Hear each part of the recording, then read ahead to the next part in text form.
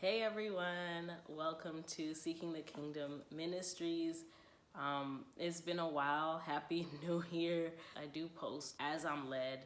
I'm not on here to be a content creator, Christian YouTuber, to just be doing things for the sake of it and title it #prophetic word just to get it trending and hitting the algorithm. No, God legit gave me this ministry and I want to use it responsibly, and I want to come on as a pure vessel.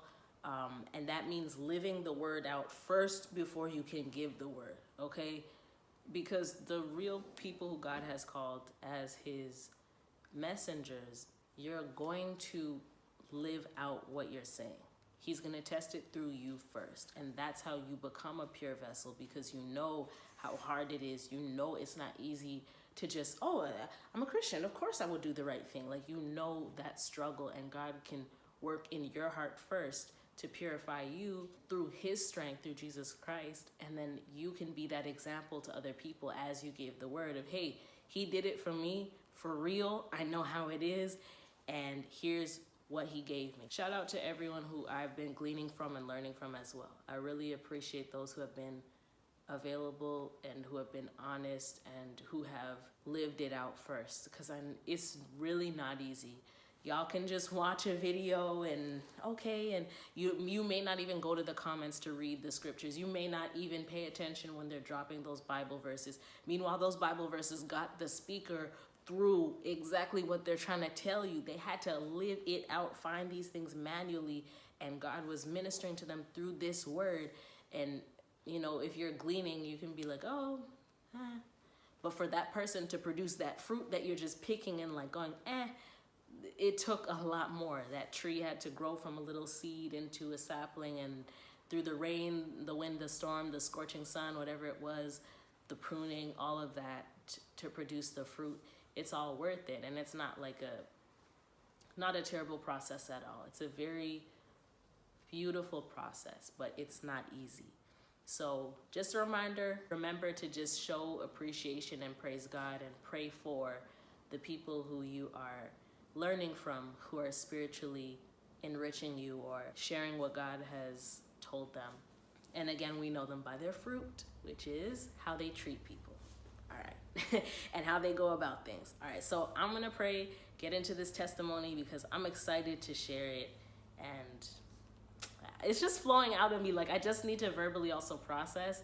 So I want to share this and glorify God with it. So thank you so much, God, for another day of life. And thank you for this beautiful story that you are unraveling and writing in my life. Not even unraveling, God. You are creating and molding. And thank you for unraveling my flesh. Thank you for teaching me another way. And I don't have to do the default. I don't have to, try to cut corners. I don't have to always, do things the way that the world may say is fine, but really are not pleasing to you. I can do things your way, and I can be honest. And even though it may be difficult in the moment, you are the rewarder of those who diligently seek you. And I want to be like you, God. And I pray that for the ones watching, for those who are going through this same very thing, who will pick the fruit and who will understand what you are saying to them, and if this will mean something to them and challenge them as well, please be with them in the way that you're with me, and make it personal, and do what only you can do, God. I thank you so much, and I invite you to be present and let me know what I need to say or not say. In your name I pray, amen. This story is my bus pass testimony. All right, bus pass testimony. That's what I'm titling it. That's what it is. So for the past, 5 years now, I've lived in a city where public transit is very accessible, and I moved away from home, from my parents' house, so I don't have a car here, and y'all know the price of gas. I don't even need to say it. And it has just been going up. But I take public transit. That has worked for me. I was in university from when I moved, 2017, up till 2022. And for those years, with my tuition, they had a bus pass. So your student ID doubles as your bus pass. With that, You pay $85 with your tuition and all of that. One of those fees underneath is the bus pass. And that $85 covers you for 4 months, the whole semester. Keep that in mind. $85 covers you for 4 months. In the summer, when you're not in school, your bus pass still worked. And then during COVID, because a lot of the students were online and probably just from their hometowns, they stopped making the bus pass a mandatory payment because, again, like, you know, people are on Zoom. They're not using the bus in this city to get to class because they're just logging on their computer. So they did change that in 2020, where the summer pass you have to now pay for separately. Before, you pay for the bus pass in the regular semester, and even in the summer, it's still there. You can still use it.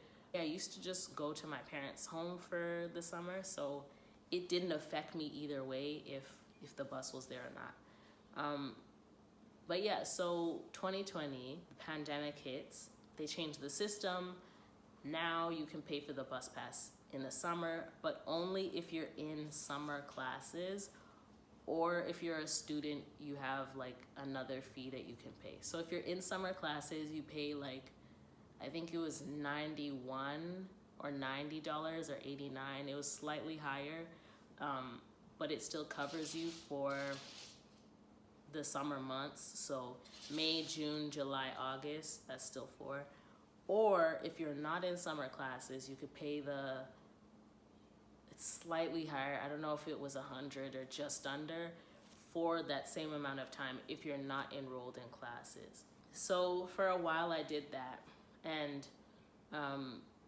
it worked obviously for me. Like it was fine. And then I graduate, right? And the second I graduate, like the month I graduate, they cut my entire student thing. My card doesn't work anywhere. Like I can't even go to the library on campus. Like I'm a legit alumni. I have no rights. It's like I'm kicked out. Like I never existed. My login doesn't work. Like, but they did tell us like, we're gonna be kicking you off. Like it's as if I was never there, paying school fees, being an, upright student and doing my thing, doing my homework. They cut everything attached to them. But that also goes to show, in the world, people give you things, but they'll take it back. It's only in the kingdom of God where he gives the gifts without repentance. He doesn't regret what he gives us. He gives freely. And God calls us to also give freely when we give.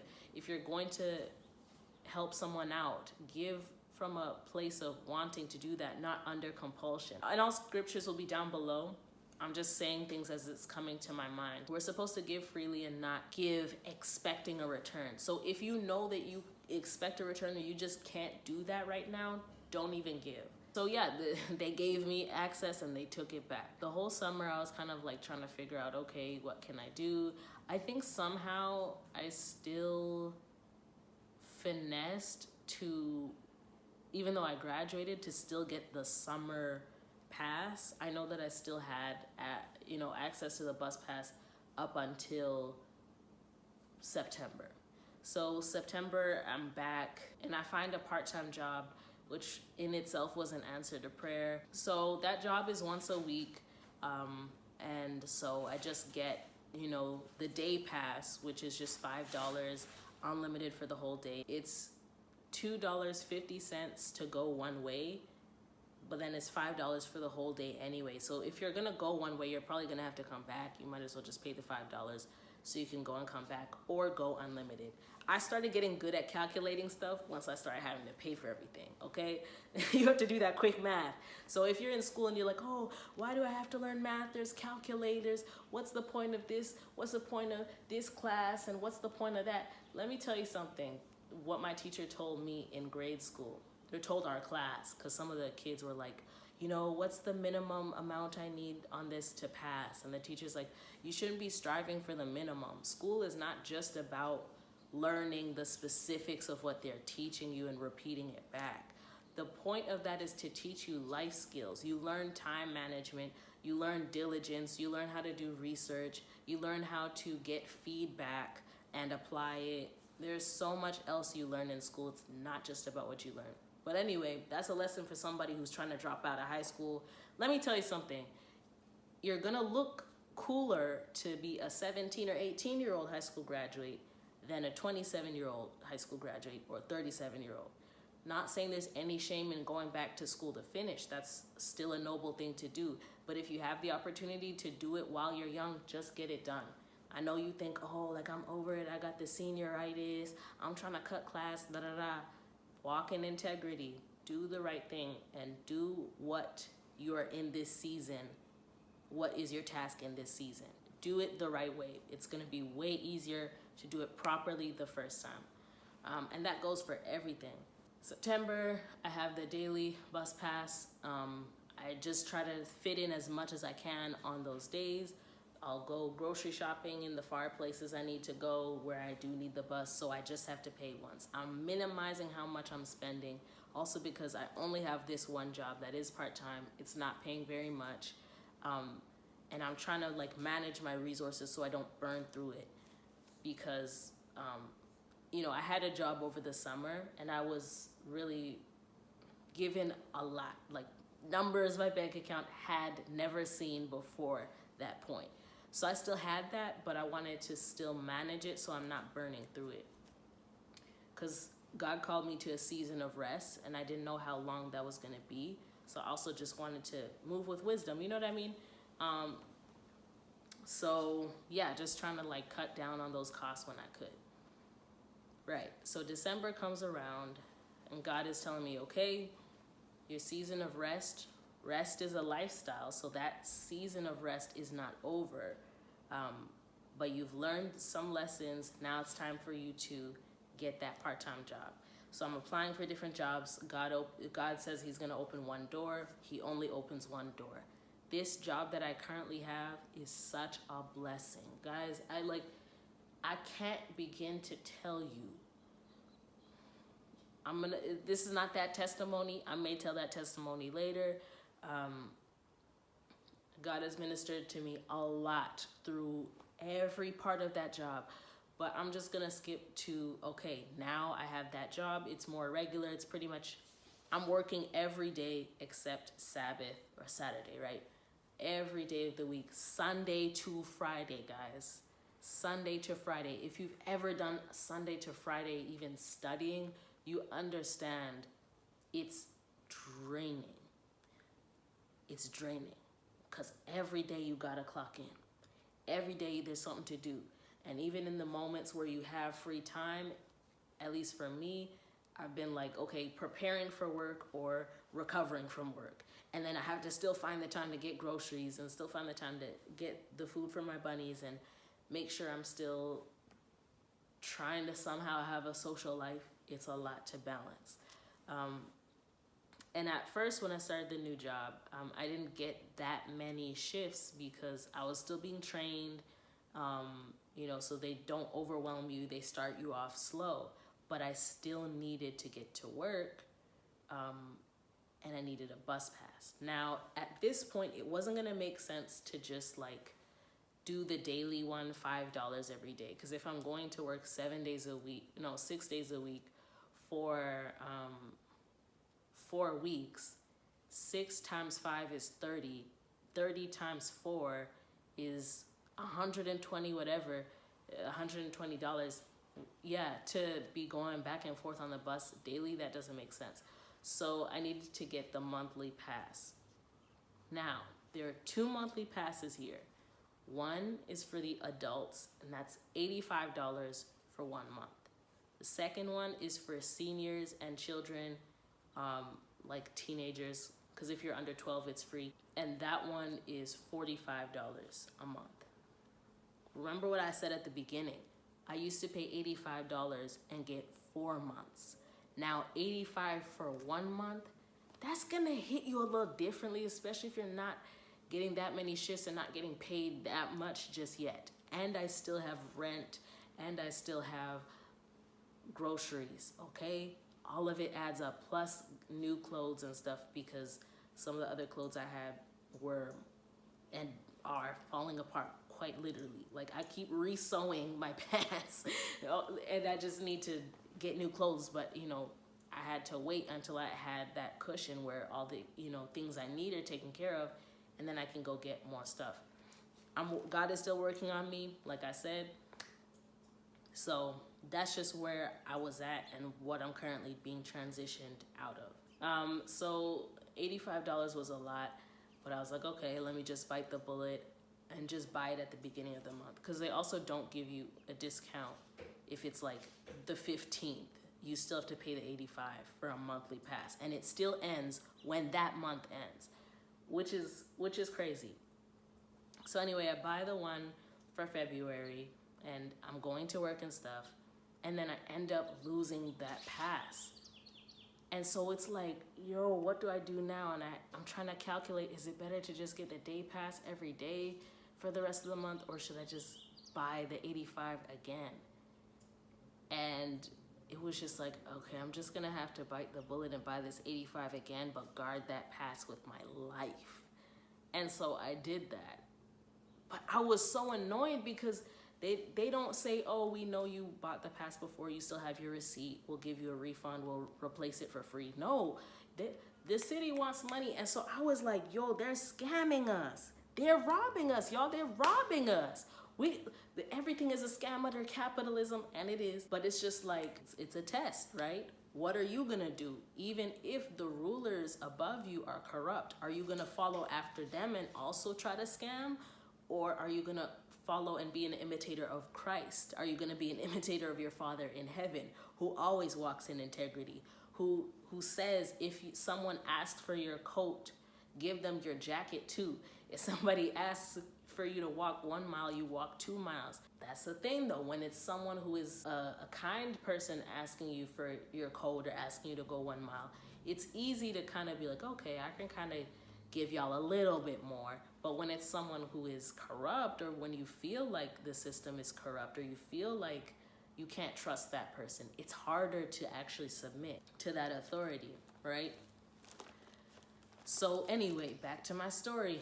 But again, what are you gonna do? It's a test of your heart. I forgot to add this part. So I was talking to one of my coworkers about like the bus system. Well, actually my supervisor. I was talking to my supervisor about the bus system and, everything. And they know my struggle, and my supervisors have helped me a lot. And my other coworkers also have come through for me, and I appreciate that, with, working around, trying to make sure I can get to and from work safely. I really appreciate them, and may God bless them for their kindness. One of the things that I was saying to my supervisor, who also went to the same university as me, is why am I paying $85 a month when we were at our university, you pay $85 for the full semester, that's the 4 months. And then my supervisor was like, yeah, I've even, gone back and enrolled in a class, and then get the bus pass and the tuition and drop the class just in time to have the 4 months and all that. And I was like, oh snap, that's actually such a good idea. And so I went home and I tried to do that, and they absolutely blocked me. Listen, it did not work. And this is the thing, when you're a child of God, you also have to realize God is also not gonna let you move a certain way. He's also not gonna let you get away with a certain thing, because he knows you're his child. If someone else who doesn't know him is doing that, they may get away with it because they don't know no better. You know better. God's not gonna let you get away with certain things. We're held to a higher standard. And that should be a good thing, because we're a light. When it says you're a light on top of a hill, how can the light now decide if it's going to be darkness or light? No, you have to be different so people can recognize your Father in heaven. That's the whole point of being a light. God brought me to this passage too very recently around the same time. Matthew 5 verse 16. In the same way, let your light shine before others so that they may see your good works and glorify your Father who is in heaven. The only thing that they had against Daniel was that he prayed consistently. Do you understand how you have to move? And Daniel was in the government. Do you understand how uprightly you have to move, that people can't say, oh, this Daniel didn't pay his taxes. His taxes are not adding up. Give us the receipts. Publish your tax receipts, Daniel, because we need to see that. You're moving shiesty right there. Oh, Daniel oppresses women. There's so many allegations of the women who've come up. we thought he was this perfect Christian man, this perfect Hebrew man, but who doesn't eat meat and is getting visions from the Lord. But look, now we see how he's really moving in the dark. No, none of that was the case. Does Daniel cut corners on the bus pass? No. And again, I'm using these as examples because we see this in our real everyday life right now. I shouldn't say real because that was real. That is what happened. But we see this in our world. What are they going to say about you? Can your coworkers also say that you move uprightly, you don't cut corners, you do things the right way, you do the proper way, even if it doesn't make sense to you? Example is on my job, to do the laundry, they do laundry a different way how I do it. We're not supposed to put clothes in the laundry machine, but just hang dry them. But for me, I put my clothes in the laundry. It's faster, it's more efficient. You can get everything done and do more loads, but they don't do it that way. Am I gonna do things my way just because it makes sense to me? Or am I gonna respect the rules that are there? And God has been speaking to me about submitting to authority and doing things their way. Because even if the government or the boss or whoever it is corrupt, God is still watching us as his children of, are you gonna move like them or are you gonna move like me? It's always important to move in integrity even when no one is watching. So March comes around, I'm going to buy the monthly pass again. I'm like, hey, I'm here to buy a monthly bus pass. And then they ask me, do you want the child one or the adult? Look at my face. How old do you think I am? How old do you think I could pass for? All of that ran through my mind, y'all. All of that ran through my mind. I was like, I could pay $45 for this thing, or I could pay $85. No one will know either way. They don't know me. It's a different worker every time I go, but God would know. And God was telling me, walk in integrity. Just walk in integrity. Just pay the $85. And so I pay the $85. I say adult pass. And this time I guard that little thing with my life. March was a tough month with a lot of different things. I was still in transition with learning the job, and it's a lot to really process. Also, this job is something that you need your full brain for at all times when you're clocked in. Plus, I was waking up earlier. So your mind is just already like, I just want something to be easier for me. I also am by myself. So I run my entire life. I'm the one who has to meet all the deadlines and get things in order. So sometimes it's like, yo, I just need a break. And sometimes you just want something to be easier. If it's in this area or that, something just needs to give. I just needs, it's just that kind of a thing, right? And also money being tight, I could use that extra $45 because I was at a point where, yes, they were paying me, but I spend that money in a week on food and the bus pass alone, let alone rent, let alone traveling that I needed to do and God was calling me to do, and I was wrestling with that. And then the price is going up every time I'm delaying. So anyway, it's a lot, right? And you could use that extra money, but it's like, no, how are you going to go about things? So the next month rolls around, April, and I'm just like, yo, this month, March was very tough. God, I'm so sorry. I might just have to go ahead and get that kids pass. I might just have to go and get that youth pass. I don't know, God, but again, God brought that around through another minister and I kept this all to myself. I didn't say anything, but I was watching a minister who I watch on YouTube, and she was mentioning something about integrity and who are you when no one is watching. I don't remember exactly what was said, but I know God ministered to me, convicted me, and I was like, you know what? No, tomorrow when I go buy the one for April, I'm gonna get the proper amount. I'm not gonna do that. So again, I buy the 85, and it's like, okay, you know what? Let's just move, right? At least I was able to keep my March one and I didn't lose it. So I'll just take that L and I'll move on. So April, I have my pass, and there's a day in April close to the end of the month, and now I have shifts more regularly now. So I am kind of making a little more, but I'm still recovering from before. So I wasn't at a place where I was comfortable, you know, and I have extra money, it's fine. It was still like, no, we're still kind of building back up and recovering from travel costs for upcoming trips and, you know, rent and other expenses. So it's still a test and it still crosses your mind. So close to the end of April, I am on my way back home from something and I realize I don't have my bus pass, and I keep it in a very specific place. If it's not there, it's gone. So I'm checking all my pockets and I'm just like, God, I really ain't got it today. I'm sorry, I'm gonna have to go back there and get the $45 one. I can't do this. Like, this is already a lot. I'm trying to walk in integrity. I'm trying to do the right thing, but I don't know how I lost this. Like, y'all, I'm not someone who's like very forgetful. I have a system. It's just like, and at this point I was done, right? I was just like, I don't know. But God told me, no, go retrace your steps. See, you know, just go back. But I'm like, no, someone has picked it up at this point, because people do that, right? Like, even with my other one, when I lost it, I went to try to retrace my steps. Someone had probably already picked it up. And because it's a bus pass that doesn't have like your name on it, it's not attached to an account of mine, anyone can use it. So it's literally like you just lost $85 and someone else picked it up on the street. So I was just like, yo, because also it's easy to walk in integrity when everyone in your society is walking in integrity. When other people are also not walking in integrity, and the system is not necessarily one that is upright standing and having the morals of God and treating people how God treats people, but they're also trying to make money off people, it's very much a test of who are you going to be. Are you going to walk as a child of light?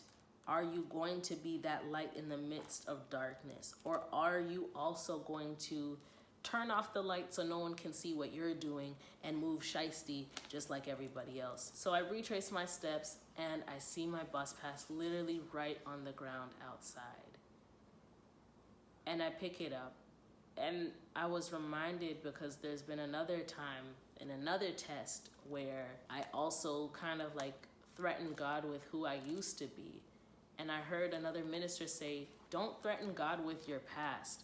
Don't threaten to undo the work that God has done in you. If God has changed you from, you know, cutting corners and trying to do the lowest cost and all that, and he's turning you into someone who walks in integrity, don't now threaten him with, God, if I don't get this, I'm gonna have to go back to my old ways. If God has moved you from whatever it is, right?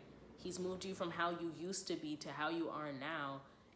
And just because something doesn't go your way or it doesn't go as well as you think it should, now that you're doing the right thing, like, don't be so entitled that you're gonna threaten God with, well, I'm gonna go back. If this doesn't happen at this point, I'm gonna have to go back to what you brought me from.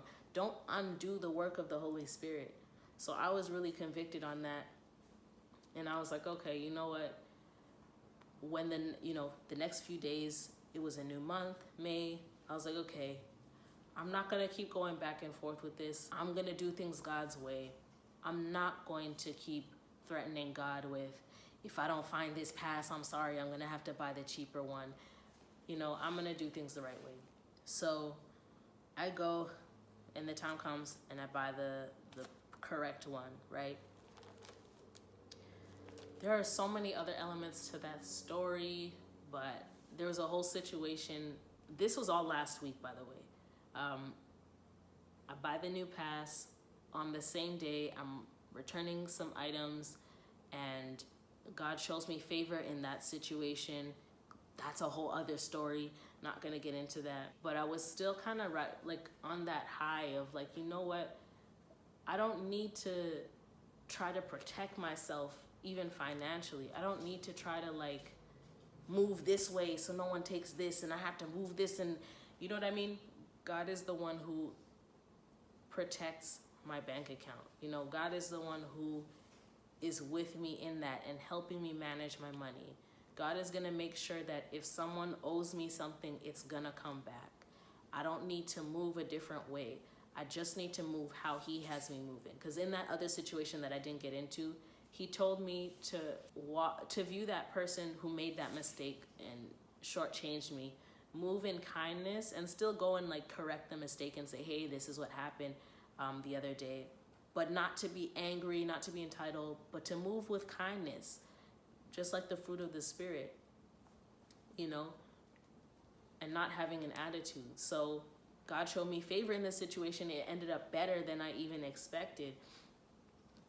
And then I was still kind of on that like, okay, God really got me. And so I was like, God, to be honest, I'm struggling with this money thing. I really have this fear of being broke, and I have this fear of having nothing, because there was a time where I had very little and I still saw God provide for me. It was still a beautiful time, but the enemy did use somebody else in my lack to pretend to be doing a kind thing for me, and ended up putting me in a very compromising situation, you know? So I don't want to even be in that position where someone can take advantage of my lack and pretend to be doing something, you know, nice when they're actually just on another agenda. You know, I was praying about that, and God led me to Psalm 24, and that's the one I'm going to read today. The earth is the Lord's and the fullness thereof, the world and those who dwell therein. For he has founded it upon the seas and established it upon the rivers. Who shall ascend to the hill of the Lord, and who shall stand in his holy place? He who has clean hands and a pure heart, who does not lift up his soul to what is false, who does not swear deceitfully. He will receive a blessing from the Lord and righteousness from the God of his salvation.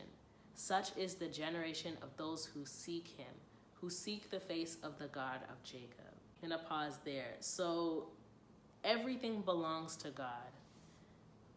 When Elijah was called to the wilderness, after he gave the prophecy of there being no rain, God called him to go to this certain river, and he was living in the wild. But the river was his source of water, and the ravens would give him bread.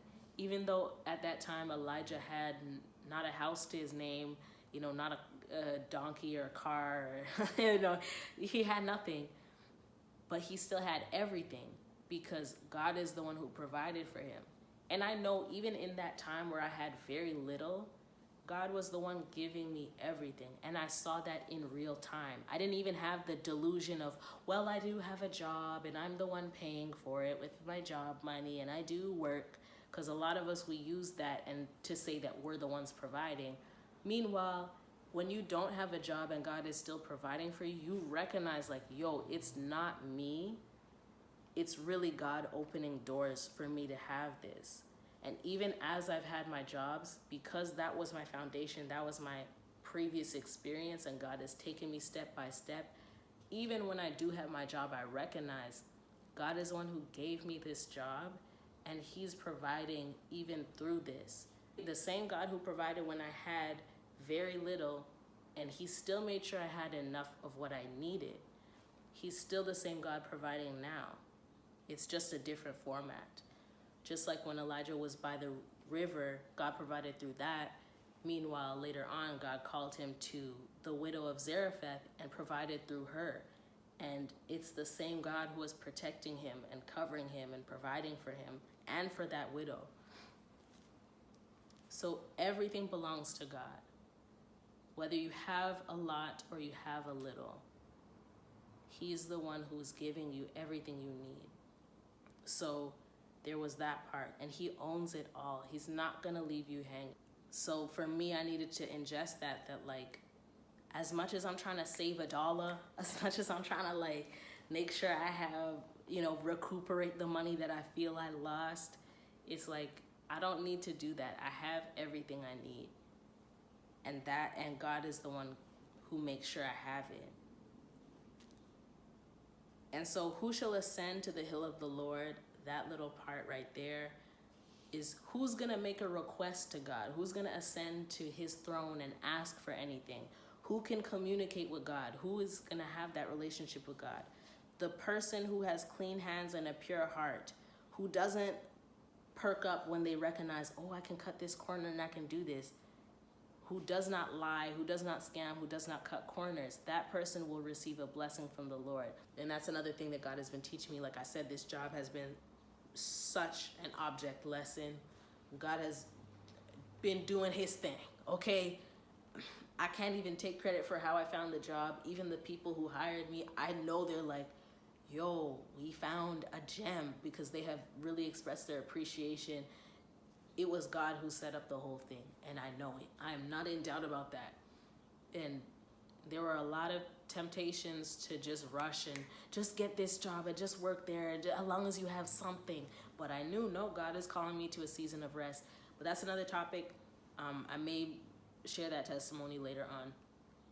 But moving how God is calling you to move in every level, not just on the big things, not just on those tiny things, not just on the things that people see in church or people who are in your family see. Moving in integrity on every level. That's what God is working on me with right now. But back to this passage. Who shall ascend the hill of the Lord? The ones who are going to see God are the people who are pure in heart. The ones who have clean hands, who move correctly. Like I said, the only thing they had against Daniel when they tried to accuse him to throw him in the lion's den was that he prayed consistently. That's the only thing they had against him. That's a whole testimony on how we're supposed to move at our jobs. Just because the culture is a certain way doesn't mean we need to change to that. We're not supposed to be conformed to the things of this world, but be transformed by the renewing of our minds, because our default is to obviously do what everyone else is doing. We're human beings born in sin, shaped in iniquity.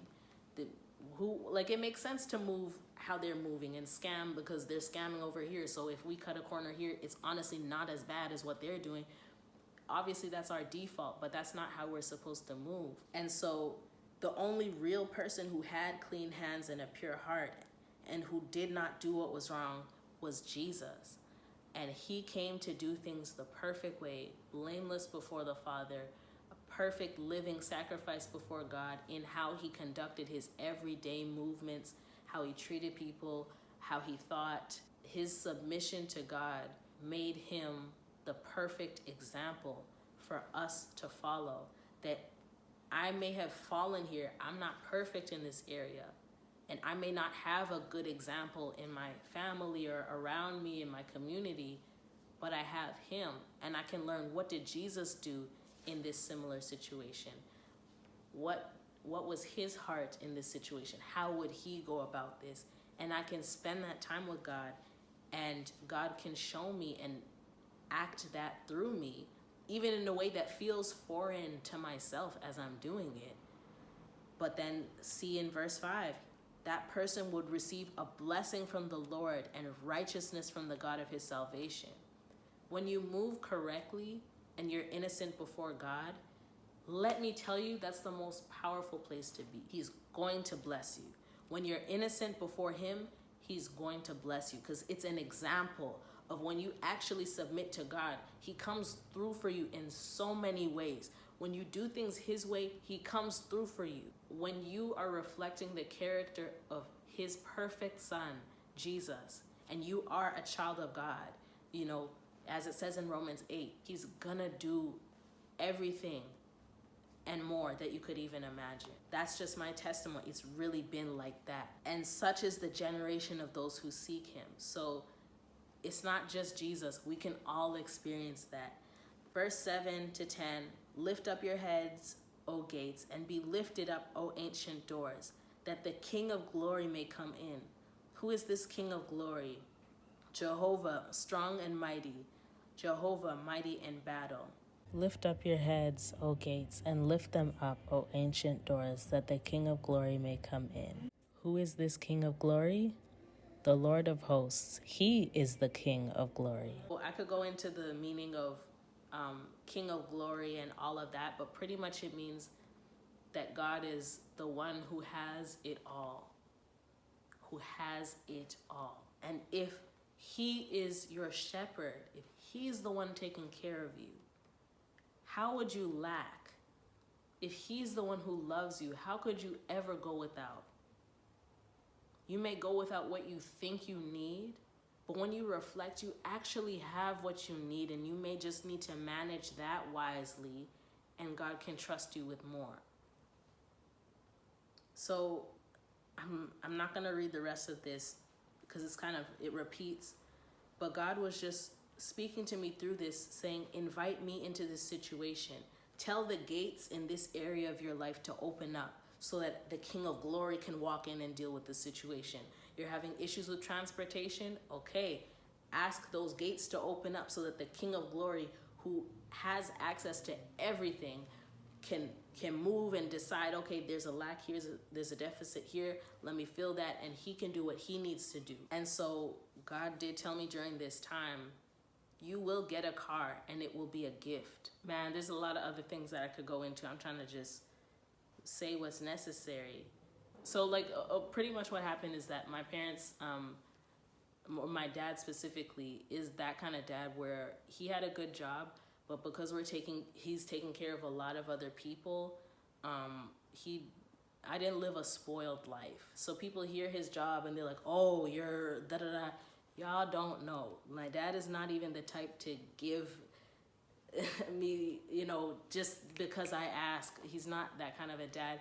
He's going through his own things, and, God is working on him as well. But growing up, I did feel like, oh, I can't ask for this because it's not necessary, or I can't ask for that because now I have everything I need. And I felt like I was living in lack, and I tried to live below my means of even what my parents were giving me because I felt that guilt of asking.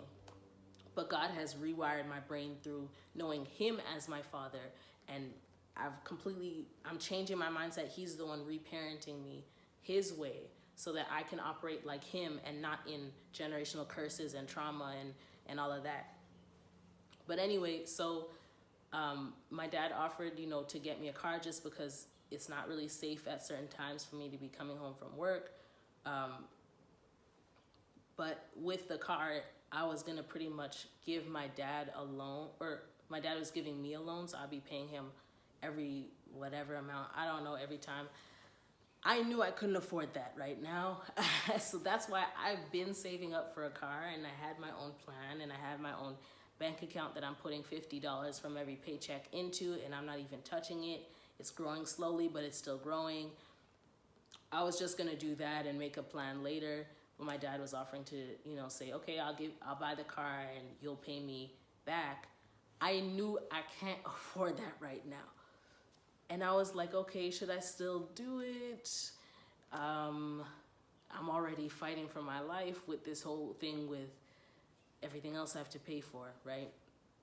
And cars are more expensive than a bus pass. But God really impressed me to just tell the truth, that I actually can't do that right now. I'm not making enough right now I don't have much extra. I can't really afford to do a loan and pay that back. I really appreciate that offer.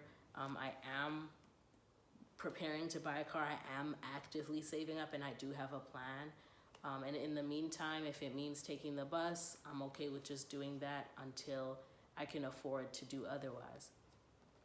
So I did tell my dad that, and again, remember in devotions, this is on Sunday, God gave me Psalm 24 and said that everything is his. And God had told me during that time, you will get a car and it's going to be a gift. The car will be a gift. So Monday, I think I tell my dad, hey, to be honest, I can't afford to do the loan. And I have a plan, all that. I said my little speech, right?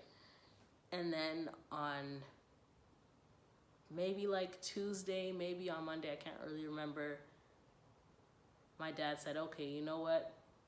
I'll buy the car and, you can use it. It's my car, but you can use the car, and we'll just get this for you because this is just a need right now. And then on Wednesday, I found out the car's already bought, and on my way back from my vacation that I'm about to go on, I'll pick it up then. And my dad told me at that time that the car is actually in my name. Everything God said was true. And what God taught me through this bus pass testimony is being faithful in those little moments counts. Being faithful in those little moments counts. I was faithful with paying that bus pass, even when I was not happy about it, but God was teaching me something. Because I was faithful with that little, now he could trust me with more. And I'm not even gonna front. There were times when, even when I was paying for the daily passes, there'd be times like I tend to just keep things. But I'm learning how to throw things away. But I tended to just keep my little bus passes, after the day, you just put it on the counter. And there were times where I was like, you know what? I could just like remix some of these, cut this number so it's the correct date, and this already has the correct day of the week, and pass that off as the bus pass and not even pay the $5. And there have been times that I've fallen and I had done that. It wasn't often, but God told me even when I did that, Satan is the one who comes to steal, kill, and destroy. So if you are doing this, you are stealing, because you're supposed to pay the $5 and you're not doing that. So who are you more like in that moment? Are you like Satan? Are you being a child of him? Or are you being a child of God and copying God's way? And at that time, it's like, okay, no, I am copying the way of Satan. And I don't want him to be my father. He's a terrible parent. I want to be a child of God and move how my father moves. So with all of that, God has taught me these little lessons. I'm being transparent and honest. I'm not trying to give y'all ideas. I'm just saying how it was for me, that there are so many ways that you think of how to cut a corner so you can save that money and all of that. But really, when you move in integrity, God blesses you even more. This very week, God has set me up for so many blessings. Out of the blue, people started just like saying to me, like, just thanking me for the work that I do on my job. And I'm just doing my job, but my job gave me a bonus. Like, different things have been happening. People have been pouring into me. And this is all I know. It's all from him, all from my Heavenly Father, showing me when your hands are clean and you do things his way, he's gonna take care of you and then some. So I'm just trying to share this testimony to let y'all know God is real. Even when no one is watching, move in integrity.